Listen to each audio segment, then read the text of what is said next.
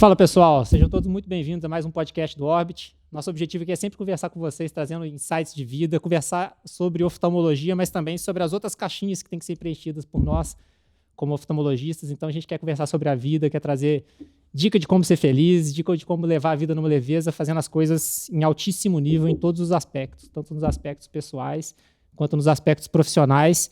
O objetivo aqui do nosso podcast é trazer sempre informações de alto nível, mas coisas que vocês conseguem escutar, que possam sensibilizar de alguma forma vocês e que isso sirva de inspiração para outras pessoas. Então, sempre a gente escolhe pessoas para estar aqui com a gente, pessoas que tenham mensagens bacanas, coisas experiências que já passaram, coisas que possa passar aqui para você que está nos ouvindo agora e que sirva de inspiração para algum momento da sua vida. E hoje eu tenho 3 pessoas que encaixam nesses critérios aqui comigo, começar pelo Fred, a Amanda e, por último, o Ricardo também. Então, obrigado primeiro por vocês estarem aqui com a gente. É um prazer ter vocês aqui participando desse momento aqui do Orbit e estar entregando um pouco de vocês para outras pessoas também, que a gente acredita que é sempre assim. A gente entrega um pouco para lá e recebe um monte de volta também. Então, isso é um agradecimento que a gente tem por vocês estarem aqui com a gente. Obrigado.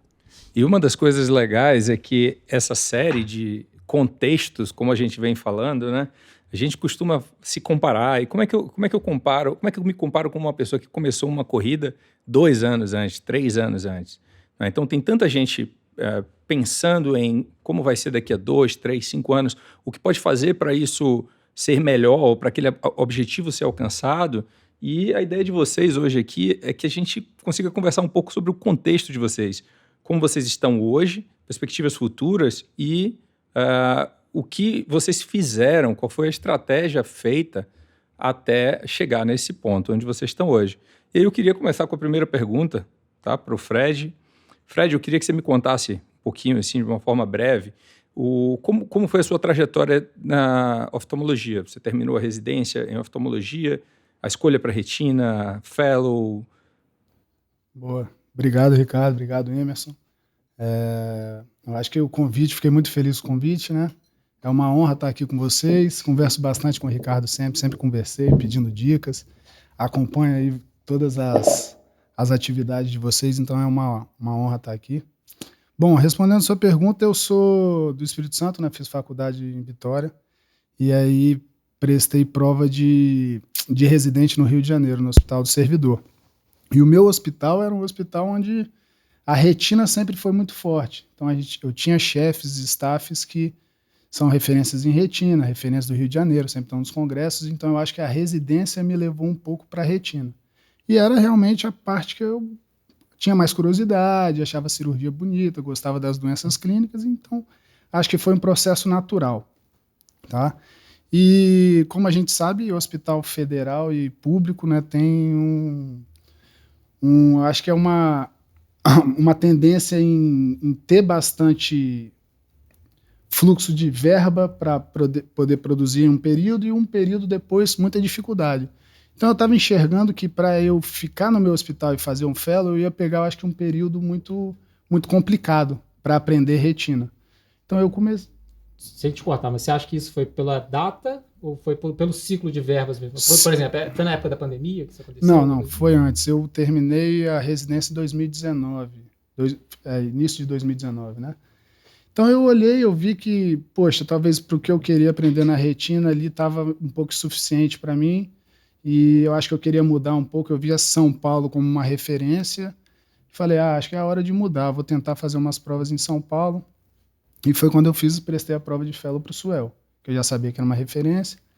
Enfim, passei no SUEL, passei em algumas outras também, mas para o que o SUEL me oferecia e eu queria aprender, que eram 3 anos de convívio ali com retina cirúrgica muito, muito intenso, né, um volume bom.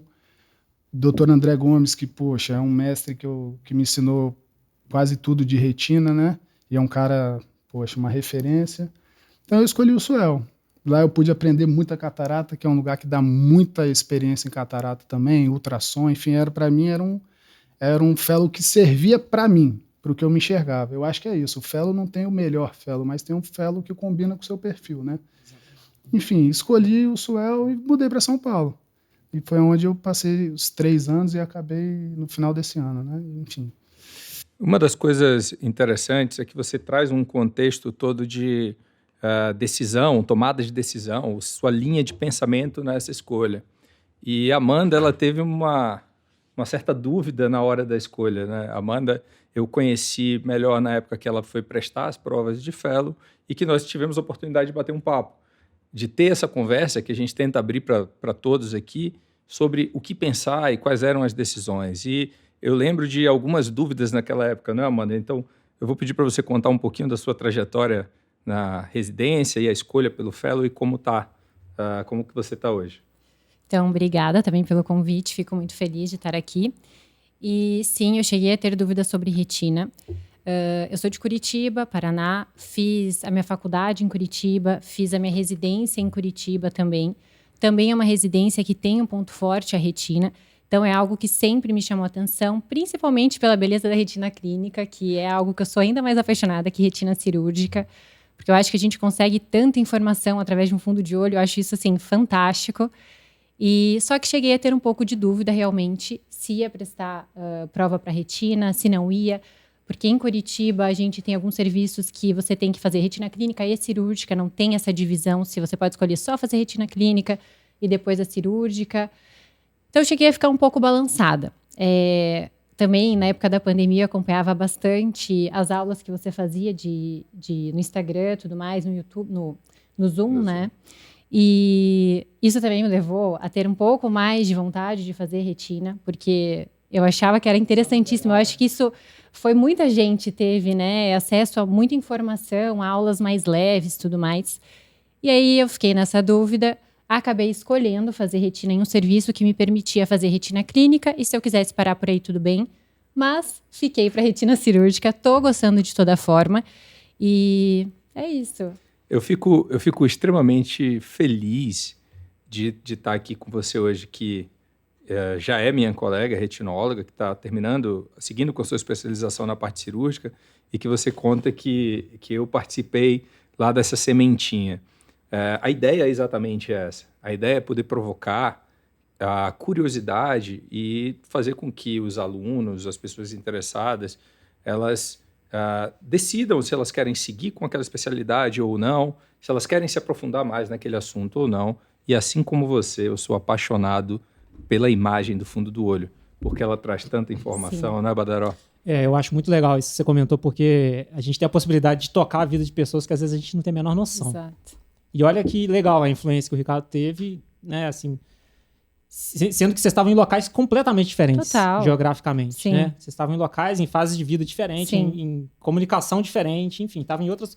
E ele conseguiu, de alguma forma, te despertar para uma coisa que você gosta. Sim. Ele só te mostrou que você gostava daquilo, né? Mas... Antes também, o serviço que eu faço fellow hoje é um serviço que eu fiz um estágio. Antes de fazer oftalmologia, eu fiz estágio nesse local. Eles são muito fortes também em retina, né? Tem a parte de retina bem forte. Isso também, lá naquela época, eu acho que muito do que a gente presencia, das pessoas que a gente tem ao nosso redor, elas influenciam muito, né? Então, se você vê algum lugar que nem as aulas, poxa, meu Deus, que parece tão apaixonante essa aula, ou enfim, parece tão apaixonante quando esse meu chefe ou esse profissional fala sobre um tema, você também acaba, de certa maneira, ficando mais adepta a isso, né? Mas eu acho que isso serve para os dois lados. E isso que o meu ponto é exatamente isso. Quando você pega uma pessoa que te desperta e que é apaixonante e te desperta para aquilo ali, mas às vezes não era exatamente o que você gostava, às vezes você embarca numa coisa que no futuro não vai render. Pode ser. Agora, e existe o contrário. Às vezes tem uma pessoa que é muito mala e é a sua única referência. E aí você cria antipatia daquela parte por causa daquela pessoa. E aí vem o meu ponto. Hoje em dia a gente tem a oportunidade de estar em contato com gente do mundo inteiro. A gente não tem que se limitar à nossa geografia ali. Eu tenho um chefe de uveíte que eu não vou com a cara dele, então eu não gosto de uveíte. Pô, não tem nada a ver esse raciocínio. E também não o contrário. Você tem um chefe de uveíte que eu adoro, então por isso eu gosto de uveíte. Não tem nada a ver, gente. A gente tem a oportunidade de se conectar com pessoas que estão em Salvador e em Curitiba, interagir, usar isso como exemplo, poder interagir com um de catarata que mora em Massachusetts, você interage com outro da Austrália e você vai vendo com quem que você quer continuar. Você vai filtrando quem que você quer continuar. Eu acho que isso é muito importante. Eu estava até conversando hoje, quando eu vim aqui para Belo Horizonte, conversando com o Gabriel Castilho. e como as pessoas e o ambiente que você está te influenciam, né? Então eu falo, a minha decisão de São Paulo, no início, como você teve, eu tive dúvida pra caramba. Eu estava no Rio de Janeiro, já numa residência que era referência, com um fellow garantido. Poxa, mudei para uma cidade onde eu não tinha nada, começando do zero. Mas depois eu enxerguei o quanto foi importante, porque as pessoas, o meu ambiente ali de trabalho, eram pessoas que puxavam o ritmo o tempo inteiro. Então eu sempre falo, pô, o Gabriel é um cara super importante ali, assim como outros colegas fellows, porque um vai puxando o outro. Pô, o Gabriel é super bom em escrever artigo, um outro cara é mais focado em cirurgia, e você vai pegando um pouquinho de todo mundo. Então o ambiente é assim, eu acho que é muito importante para ir te alavancando e te cutucando, né? Aqui em Minas a gente fala uma coisa disso. É junto dos bons que nós fica melhor. Exatamente. E aproveitando esse gancho, Fred, eu queria te perguntar, a sua decisão pelo Suel, especificamente, por essa mudança para São Paulo, quais foram as informações que você colheu, que você julgou pertinente colher antes de tomar uma decisão de mudança? Perfeito. Assim, eu procurei visitar os serviços que eu queria prestar de fellow. Então, no meu último mês de residência, eu tirei minhas férias e fiquei uma semana no Suel, uma semana no HC, uma semana no serviço do Dr. André Maia. Então, eu fui vendo alguns lugares e que servia com o que eu achava que seria bom para mim. Então, no Suel, eu vi que era um lugar que eu ia ter uma bagagem de cirurgia no geral muito boa, e é coisa que eu sempre gostei. Então, poxa, ia ter contato com muita cirurgia de catarata, ia ver muita retina clínica, ia ter um volume cirúrgico muito alto.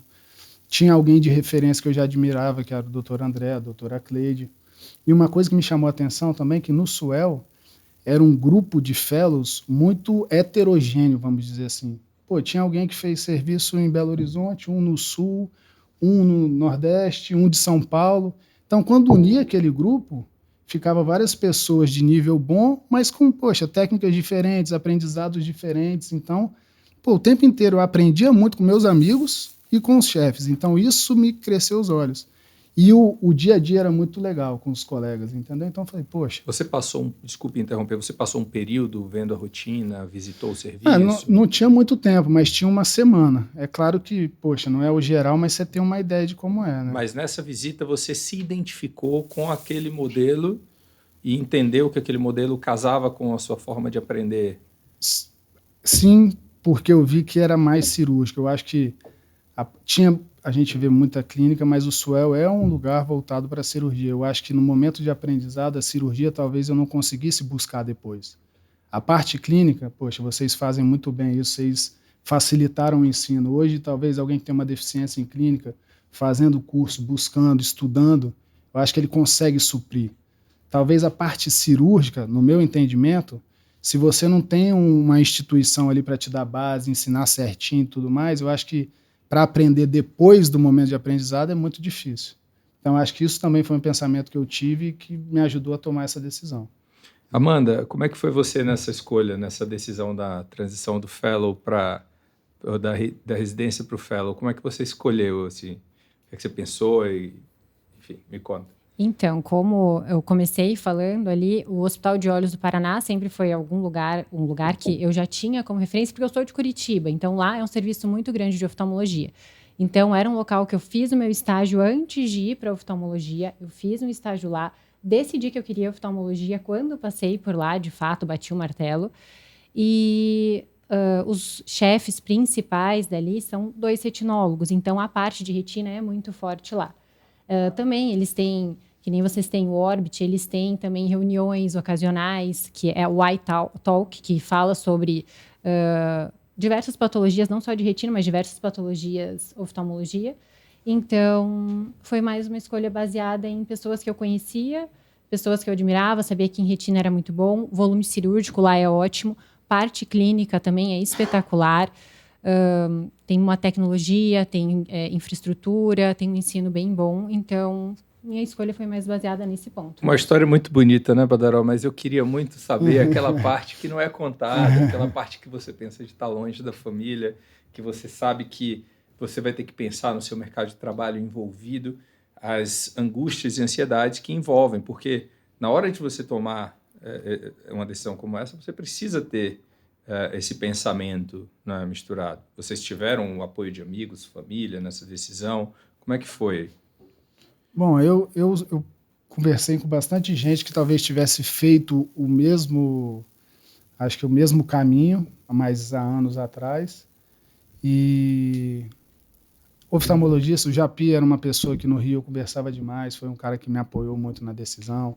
Conversava com meus próprios chefes da residência. E assim, eu tinha um facilitador que meu irmão é médico também, não é oftalmologista, mas ele morava em São Paulo. Então, pelo menos eu sabia que vindo para São Paulo, poxa, tinha uma referência, sabe? Então, isso foi algo que me ajudou na escolha nessa questão, entendeu? E aí, Amanda? Eu confesso que quando eu fui fazer a transição residência fellow, eu pensei em fazer em algum lugar fora de Curitiba, porque eu nunca saí da minha cidade, sempre fui um pouco mais acomodada nesse quesito de ficar próximo à minha família e tudo mais. Isso é coisa de quem mora em cidade boa. Curitiba é uma ótima cidade. Quem mora em cidade boa fica pensando 10 vezes antes de trocar. Sim. Eu pensei muito, até por experiência pessoal mesmo, de sair da cidade, de ter isso, de ficar longe de todo mundo um tempo. Achei que seria algo que me engrandeceria de maneira do pessoal, né? Mas acabei que eu optei por Curitiba, daí por pensar em todo esse processo de, poxa, tem muita coisa lá, tem toda a minha família e tudo mais. É um serviço que me agrada, é um serviço que me agrada, é um serviço que me traz o que eu espero, o que eu quero, o que eu procuro. Então, vou acabar ficando. Mas eu fiquei muito balançada de talvez sair, de ir para algum serviço ou outro, conhecer, para ter outra experiência também, né? Às vezes difere de local para local, mesmo não só de serviço para serviço, mas de região para região mesmo, né? Mas essa oportunidade não vai acabar nunca, tá? Sempre vai ter oportunidade. Se um dia você tiver vontade de ir para outro lugar. Tem um caso clássico desses, que é o Wallace e a Norma, famosíssimos, né? O Wallace chamou e a Norma. Eles tiraram um ano da vida deles, depois de bastante tempo de formado, eles tiraram um ano e foram ficar em Chicago. Trabalhar, né? Eles não estavam fellow lá, não. Eles foram trabalhar lá de uma forma diferente. Eles resolveram. E voltaram para cá com uma baita de uma experiência. E assim, não era... Não é, às vezes eu escuto as pessoas falando assim, que tem que ser tudo no automático. Você faz faculdade, você tem que passar logo depois do colégio, aí depois você tem que passar na faculdade, você tem que passar na residência, depois você tem que passar no fellow, depois você tem que ir não sei o quê, depois tem que começar a trabalhar. Sim. E você fala, tá, mas pra que essa pressa toda? Tem hora que dá pra pensar, tem hora que dá pra refletir, agora eu acho que é o momento pra eu ir. Eu vou lá ficar um mês, vou lá ficar 3 meses, vou lá ficar 6 meses, 1 ano, 10 anos, o que for. Mas dá para experimentar isso em qualquer fase da vida. Então não acabou. Também não. Então, se você quiser, você pode. Eu acho um ponto muito interessante quando alguém vem discutir comigo sobre mudanças ou o que eu acho. Eu acho que não só o ponto de aprendizado, mas a experiência social, pessoal, entendeu? É muito importante. É um crescimento diferente da teoria ali, que é muito legal. Você conhece pessoas de outras realidades, entendeu? Pessoas que estão fazendo outra coisa, isso vai abrindo sua cabeça. Você aprende que você está fazendo certo. Ou talvez o que você está fazendo... o outro está fazendo errado. Exatamente. Então, eu acho que o crescimento vai muito além da teoria ali, né? Enfim. Olha, o digital encurtou esses caminhos de uma forma absurda. Hoje, vocês têm acesso a informações que eu, quando estava na transição da residência para o fellow, não tinha. Então, acho que o principal skill, a principal habilidade no médico é informação. Eu não gosto do termo do médico em formação, porque eu me sinto um médico em formação ainda. É você identificar os seus pontos fracos e buscar a resolução, o remédio para esses pontos. Buscar fortalecer esses pontos. Então, o digital ele abriu essa possibilidade e eu já tive a oportunidade de conversar com vocês dois sobre situações, enfim, do cotidiano e de dúvidas por amizade, por um desenvolvimento de amizade no digital. Fred, há pouco, e aí eu aproveito para introduzir um outro tópico da gente discutir hoje aqui que é legal, há pouco me ligou perguntando sobre business, perspectiva de futuro, investimento, equipamento, montar um negócio. E Fred, ele estava com uma enxurrada de informações na cabeça e sem conseguir filtrar ou equilibrar, decidir para ele o que seria o melhor para ele, né? Então, ele chegou para mim com algumas perguntas meio perdidas e que a gente conseguiu bater um papo de 1h30 aí no telefone, de esquentar a orelha e organizar. E aí, Fred, como é que tá essa ideia aí do... Bagunçada ainda. Eu acho que, poxa, ela já deu um passo, que é sair dessa parte de fellow e começar a vida particular, vamos dizer, fora da instituição. É um passo bem difícil, né? Então, é aquilo que eu falei, a mesma decisão que eu tomei da residência para o fellow, de conversar com alguém mais experiente, que já passou por isso, eu fiz com o Ricardo nesse momento, sabe? Então, eu liguei e falei, poxa, Ricardo, eu tenho isso, eu imagino que pode ser assim, assado, como é que você enxerga? Porque, poxa, ele tem mais experiência que eu e talvez há 10 anos atrás fez um caminho semelhante, entendeu? Então, às vezes, o cara não vai me dar a resposta certa, mas ele vai, talvez, organizar o meu pensamento. Contextualizar. Entendeu? Contextualizar o pensamento. Então, eu acho importante isso, porque ele tem muito mais experiência que eu, né? Já passou por isso, enfim. A gente já conversou isso em outros episódios e a gente estava falando em outro com o Edmundo. O Edmundo é bem mais experiente, em termos de tempo de carreira, ele está bem mais na frente. E eu perguntei para ele sobre isso. Falei, Edmundo, e aí, o que você dá de uma pérola que é para as pessoas poderem escutar e pessoas que estão em várias fases diferentes? Ele falou assim, você tem que estar perto de outras pessoas. Você já escutou alguém falar de uma forma diferente de se dar bem? Não. É sempre sobre pessoas. Sempre é sobre pessoas. E a gente aprende muito, né? Você aprende uma linha de raciocínio que o Ricardo te passou nesse dia, você vai escutar, aí você vai conversar com outra pessoa, ela vai te passar outra linha de raciocínio diferente, e aí você vai criando a sua própria e vai moldando, né? Então, volta a falar aquela coisa do início, né? Junto dos bons que a gente vai se melhorando e a gente vai se aprimorando, e é importante a gente sempre estar perto dos outros. Eu achei legal essa dica que o Edmundo, que está numa fase mais avançada que a nossa, deu, porque ela serve para qualquer fase da vida, em todos os lugares. E quando eu falo que a fase que eu mais aprendo é essa fase do Orbit, tem a ver exatamente por estar junto de vocês e por promover alguns encontros também, que é muito legal. E aí, seguindo no ponto, a Fred e a Amanda se conheceram hoje e, coincidentemente, eu tive a mesma conversa com os dois. Bem parecida, a Amanda estava num período mais na dúvida se saía, tinha família, tinha um relacionamento, tinha os investimentos, tem o irmão que também está no caminho aí para oftalmologia, e ela estava na fase ali do turbilhão do Fred. O Fred já adiantou que ela já deu um passinho a mais, né?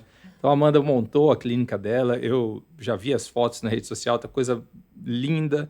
Ela estava contando o quanto ela é feliz trabalhando no ambiente dela. E Amanda, eu queria que você contasse com suas palavras como foi essa decisão por isso e como você está se sentindo em relação a tanto a parte administrativa quanto a sensação, o bem-estar de estar trabalhando lá. A decisão foi tomada, eu e meu irmão em conjunto, a gente se olhou, meu irmão ainda está terminando a residência, ele faz em São Paulo, não mora em Curitiba atualmente, e a gente falou, vamos montar uma clínica, meu pai falou, vamos montar uma clínica, o que vocês acham? Vamos então.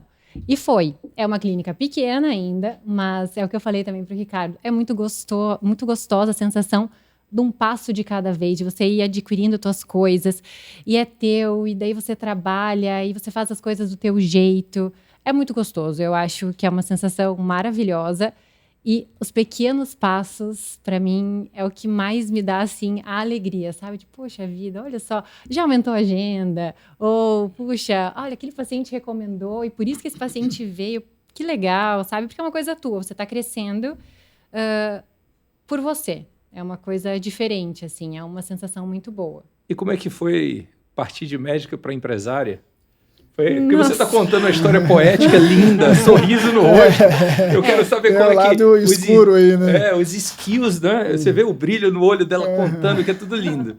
E aí, como é que foi esse choque de lembrar que tem imposto, tem contador, tem administração, funcionário... Então, não é como foi, é como está sendo, porque está sendo completamente difícil.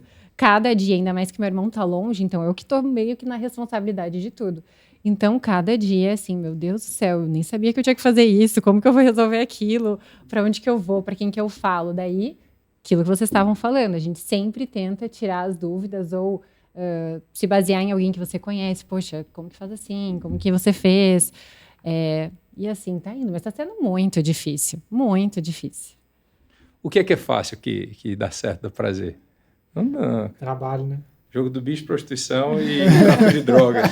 E é o que a gente estava falando também. Meus pais não são médicos, ninguém na minha família é médico. Então, É algo que a gente não aprende na faculdade, administrar a sua clínica. Como que você vai fazer a administração do seu negócio? Como que você cobra uma consulta? Como que você faz isso, aquilo? Você, às vezes, até se sente um pouco mal, né, em entrar nesse mundo.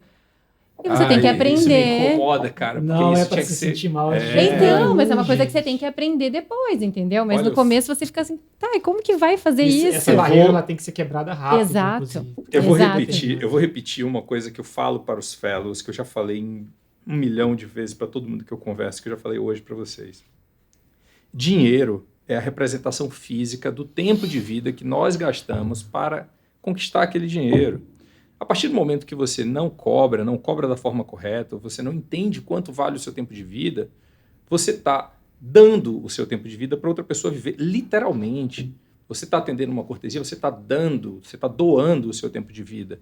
Não deve fazer isso, não estou falando, mas pondere, tenha uma decisão escolhida, racional por isso. E não, olha, eu não sei, faço, não faço... E estou com vergonha de cobrar, é caro para ele. Peraí, é sua vida, porque a gente trabalha com o nosso tempo. Né? E a gente julga errado também, né? Não, tem um caso clássico de uma amiga minha que ela estava com vergonha de cobrar uma cirurgia, e aí ela falou, ele é humilde, né? Deixa eu... Aí o cara chegou, ela passou o valor bem abaixo do que ela passava, porque ela queria ajudar a pessoa. Aí o cara chegou na recepção e falou, tá bom, pode passar à vista, tá aqui o dinheiro.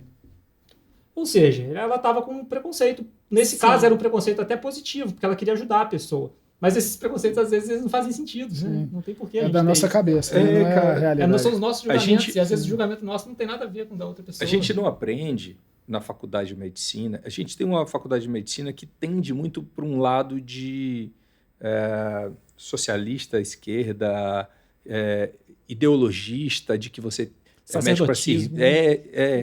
Isso é intrínseco e a tocação absurda que acontece no SUS. Eu me lembro da gente comprar cotonete para levar porque o transplante de córnea estava suspenso porque não tinha cotonete no hospital e para o Hospital Federal comprar. Sabe? São coisas assim que só quem está na cozinha ali do hospital universitário sabe o que acontece.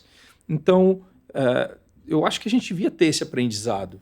Isso é uma coisa que a gente devia explorar muito mais, inclusive nas nossas conversas, para a pessoa entender, ter uma valorização e entender que não é daquele jeito.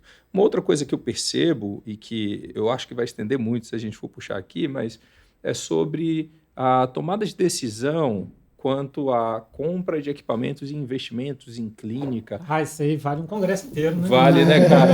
Porque é super legal ver que Fred me ligou já com vários projetos, equipamentos, orçando. Amanda, ela começou o negócio dela mais enxuto, mais passo a passo. Então, qual seria o certo? Quando dar o próximo passo? Isso são coisas que precisam estar bem estruturadas. Essa conta, ela existe. Existe uma planilha, que a gente tem, inclusive, uma planilha dinâmica, que você vai colocar quantos pacientes você tem, quantos por cento gera um procedimento. Aquilo vai te mostrar se tal equipamento, tal exame, quando é o N que você deveria dar o próximo passo. Isso também tem que estar no pensamento de vocês, empreendedores, porque não deixaram de ser os retinólogos, né? Exatamente. É isso. Mas aqui, voltando um gancho que você estava falando lá atrás, você estava contando que as pessoas... Você foi visitar os lugares. Como é que faz para visitar os lugares? As pessoas são receptivas, você liga na cara de pau, você manda um WhatsApp, você manda um Instagram. Como é que você entra em contato com uma instituição que você tiver interesse de visitar? Eu falo isso para todo mundo. Eu acho que o aluno ele tem medo de falar com o professor ou com o chefe do serviço, porque olha, bota o cara na prateleira ou alguém intocável. Mas, cara, tá num congresso, o cara apresentou a aula, ouviu no corredor, vai lá, se apresenta. Fala que você tem vontade de conhecer o lugar, entendeu? Cara, quem é chefe e vê algum aluno fazendo isso, brilha os olhos. Pô, o cara quer conhecimento, o cara quer vir aqui aprender. Então, eu não lembro exatamente quem me falou isso, mas isso foi uma experiência passada para mim e eu fiz isso. Tanto que eu lembro até hoje, na minha residência, quando eu era residente R1 para R2, eu tenho um cara do segmento anterior lá da Universidade de Los Angeles, que eu via várias coisas do cara e achava super legal o que ele fazia, referência. Eu falei, cara, vou mandar um e-mail para cá, para ver se dá certo. Cara, mandei um e-mail, a secretária me respondeu, pode vir, vem cá, um mês, quer passar, 15 dias? O cara é o referência americana de segmento anterior. E o cara me respondeu no mesmo dia, entendeu? Então, assim, basta você tomar atitude. Todo mundo vai achar legal um estudante querendo aprender mais, entendeu? É isso que eu acho que é curioso, né? Que a gente acha que está incomodando. E, na verdade, a pessoa gosta de quem está interessado. Com certeza. Isso aconteceu comigo. Isso aconteceu comigo, foi muito legal. Uma colega nossa, etnóloga hoje, colombiana, Laura, ela é colombiana, fez a residência aqui em Minas, e ela estava indo passar férias em Morro de São Paulo, só que ela tinha um espaço de 2 dias na agenda em Salvador. Do nada, assistindo alguma coisa online, alguma aula, ela mandou um e-mail lá para a secretária, falou, olha, vou estar 2 dias em Salvador e seria um prazer poder conhecer o serviço e tal. E a secretária falou, não, tudo bem, quais são os dias? Não, vem aqui conhecer. E o engraçado foi que Laura ela não tinha nem roupa, ela estava indo para a praia, então ela teve que ir comprar roupa. Ficamos muito amigos, ela passou no final 3 dias com a gente, saímos, jantamos, fomos comer hambúrguer, que é uma rotina do serviço, comer hambúrguer às quartas-feiras, depois das cirurgias a gente fazia sempre isso, e foi muito legal, muito legal. E veio o não eu já tenho. Ela já tinha o não, sabe? Ricardo, e dificilmente alguém inteligente vai falar não. Com certeza. Quando acontece, é por circunstância, não é por negativa absoluta. É porque eu não estou em Salvador. Aí vai ser não. Né? Digamos que você não estivesse lá. Pode conhecer o serviço, o Ricardo não está aqui. Mas assim, quem é inteligente, que está no lado de cima, quem é inteligente, geralmente dá sim. E é isso que eu acho que é curioso, né? As pessoas têm vergonha de pedir, e aí elas recebem um não, e no final das contas a pessoa lá de cima queria dar um sim. Com certeza. Né? Você sabe que um dos critérios, desculpa, Fred, que a gente tem na seleção do Fellow da Leitão é visitar para conhecer o serviço? Se a pessoa visitou e conheceu o serviço, ela tem um ponto à frente na entrevista. E quando a pessoa não vai visitar o serviço, eu ligo. Eu preciso saber quem é aquela pessoa. Eu conversei com a Amanda. Oi, Amanda, tudo bem? Converso com o Fred. Pô, Fred, tudo bem? Quem é você? E você sente algumas coisas quando a pessoa é um pouquinho mais tímida, quando não é. Tenta entender aquela pessoa e até direcionar. Fala, cara, aqui não é o serviço para você. A gente teve uma fellow que entrou no serviço, não se adaptou à rotina. Nossa rotina, o fellow tem 5 pacientes no turno, 6, no máximo. Ele vai sentar e vai estudar. São pacientes específicos de retina que ele vai ter multimodalidade, ele vai estudar. As pessoas estão mais adaptadas, às vezes, a um serviço como o Swell, que, como você falou, é uma coisa muito mais de volumetria. Não é o que acontece lá. E aí, se você não conhece o serviço, você dá um tiro no pé. Com você certeza. imagina, você cria expectativa. E faz uma mudança gigante, às vezes, né? Para estar num lugar que não vai te fazer feliz. Né? Exatamente. Eu pegando um gancho aqui disso de se apresentar para a pessoa, para você conhecer o lugar, é interessante. Eu faço um projeto com o Flávio Rezende lá em Montreal, né? Hoje em dia, se tornou meu amigo pessoal, mas eu conheci ele pessoalmente, assim, num congresso também. Ele estava com um colega meu, estava conversando com ele, eu falei, opa, o Flávio, vou lá conversar com ele, quero conhecer ele, porque eu quero visitar. E aí, Flavinho, bora surfar. Aí começou assim, aí o amigo já apresentou, ele surfa, vamos pegar onda, era no Rio de Janeiro, já fui surfar, enfim. Mas foi por isso, eu abordei ele. Se eu ficasse... Aquela hora entre as ondas ali, bate... vai conversando, entendeu? Facilitou. Eu conversei com o Ricardo a primeira vez por causa do esporte. Mas são os interesses em comum. Começar a surfar. Ele é uma pessoa que, quando ele conversou com a gente aqui no podcast também, ele falou sobre isso, que ele não dá não para as pessoas. Pode me abordar, ele fala, né? Pode me abordar, pode conversar, porque ele fala por vários motivos, né? E eu achei interessante esse podcast, quem não ouviu, vale a pena ver. Porque quem não viu, vale a pena ver. Porque ele fala sobre isso e ele fala assim, é bom para ele, que eu vou melhorar a vida dele, mas é bom para mim, porque eu aumento meu ciclo de influência. Então é bom para todo mundo, no final das contas, quando a gente aborda uma pessoa diferente. Tudo é uma troca, né, cara? A gente é fruto do que a gente vai mudando, a gente não é, a gente está e pode parecer muito over, muito out, mas não, é exatamente isso. E essa troca com vocês aqui, ela está sendo extremamente rica para mim, para o Badaró, mas com certeza várias pessoas vão se identificar e vão abordar vocês. Não tenho dúvida, porque isso aconteceu comigo já em outros momentos, já aconteceu com o Badaró, acontece com o Flávio, e a ideia é exatamente essa. A gente pode compartilhar um pouquinho, ajudar alguém. Poxa, eu tenho pouca experiência ainda, acabei de sair do Fellow, enfim, construindo uma bagagem, e eu fico muito feliz quando alguém vem me perguntar, poxa. Sabe, imagino vocês que já atingiram Tempo. Pouca experiência. Essa síndrome do impostor, ela segue a gente. A gente está falando com o Fred, que terminou 3 anos de fellow, depois de vir de uma excelente residência, ou seja, 6 anos de estudo, premiado em congressos, com uma experiência reconhecida e elogiado entre os pares. Que mais experiência, Fred? É claro que você não vai se comparar com uma pessoa 10 anos na frente, mas no seu contexto, você é uma pessoa experiente. Então, assim, você sim tem experiência, você tem uma vivência muito grande. E a gente costuma ter esse negócio, né? Poxa, mas o que é que eu vou falar no podcast? O que é que eu vou poder compartilhar? Você vai poder compartilhar tudo que você está vivendo, que vocês estão vivendo, para as pessoas do contexto de vocês. Certeza. E Os talvez nossos para a pares, gente né? também, para os seus pares e para a gente também. Para todo mundo. Isso do contexto eu acho muito importante, porque a comparação, às vezes, a gente acaba fazendo, né? Puxa, eu queria estar lá, mas por que né, ainda não tô? Mas no meu momento, eu estou fazendo o máximo que eu posso aonde eu estou, né? E o crescimento, ele é gradual. Ninguém chegou onde está de uma hora para outra, né? Aos poucos foi crescendo, foi fazendo seu papel e foi evoluindo. Exatamente. É isso. Obrigado por vocês estarem aqui com a gente. Muito coração. bom. Obrigada muito bom, a vocês. Cara, muito bom. Eu tenho certeza que não só eu, você, né? Mas muita gente vai gostar desse bate-papo. E a gente aprende muito, tá? A gente aprende muito conversando, aprendendo, trocando experiência. É isso que a gente fala de coração. Obrigado por vocês estarem aqui. Quem ouviu esse episódio, tiver achado legal, encaminha para os seus amigos, encaminha para os seus colegas. Pode entrar em contato com eles direto se quiserem pedir dicas, orientações de como se vocês tiverem um passo antes, enfim, qualquer oportunidade que vocês tiverem de abordar no Congresso, pode abordar aos dois e a nós todos do Orbit também. A gente está sempre disponível e é um prazer para a gente poder interagir com todos vocês. Fica assim, obrigado, pessoal. Obrigada. Até o próximo podcast do Orbit, pessoal.